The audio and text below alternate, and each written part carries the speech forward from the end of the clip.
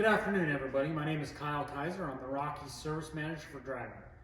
Today I'm in beautiful Casper, Wyoming, and I'd like to discuss with everybody an RF probe or radio frequency probe. I actually have a couple in front of me today I'd like to discuss. I'm going to discuss the nomenclature first on these, and then we're going to talk about how they work and what applications are they best for. So this particular Dragon RF probe, on this end I have my electrical box. This is a class 1 Div 2 explosion proof enclosure. Attached there is my probe itself. This is my process connection. This would be where it's threaded into the vessel. In this case, it's a 1-inch process connection.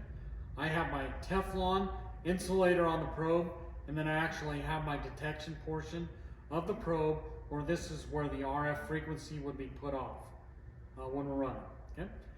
Inside, I have an RF probe card. These probe cards are small and easily replaceable should they need be. These cards run off of 120, 12, or 24 volt power, and this is how they work. Right? On the probe card, there is a sensitivity setting. Right? What we're doing there is setting a capacitance for the probe.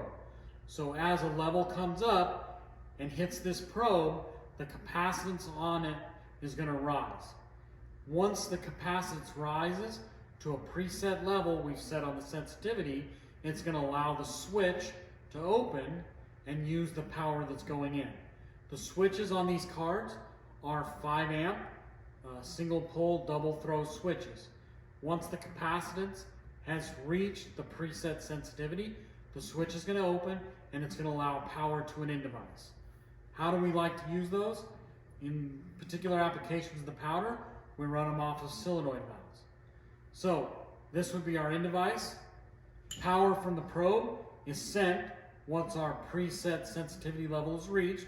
Power will be going to the solenoid. The solenoid in this case would open, sending pneumatics to the top, this top works, allowing this dump valve to open. As the level in the vessel drops, we're going to go below our preset capacitance on the probe. The switch is going to close. Power is going to be taken off of this solenoid valve, and the pneumatic is going to be bled off of this top works, allowing this valve to close and stop the flow through the vessel. Applications. Where we like to use these probes is anytime we're doing an interface.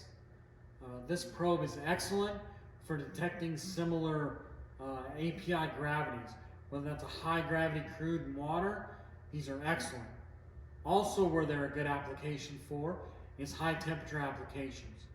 This probe section is good for 300 degrees and is also rated for 1500 psi. So for high pressure applications, they also work really good. With the small connection size, say you're limited on your vessel or where you'd like to set your level, these level controllers shine. Okay? No more going in and interfacing a big float ball when you have a small connection. All right? It takes the place of that.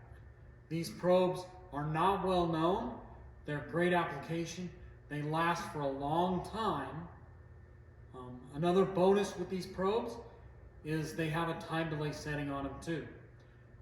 The time delay setting can be set from 1/8 of a second all the way up to 2 hours and can detect on the rise or detect on the fall. They make them very versatile and great applications. Here at Dragon, we carry all kinds of probe lengths to fit your application, and all of our technicians are experts at installing these and setting these. Should this fit one of your applications or you'd like to give it a try, please reach out to one of your Dragon representatives and we'll set you up with the Dragon RF probe. Thanks for your time.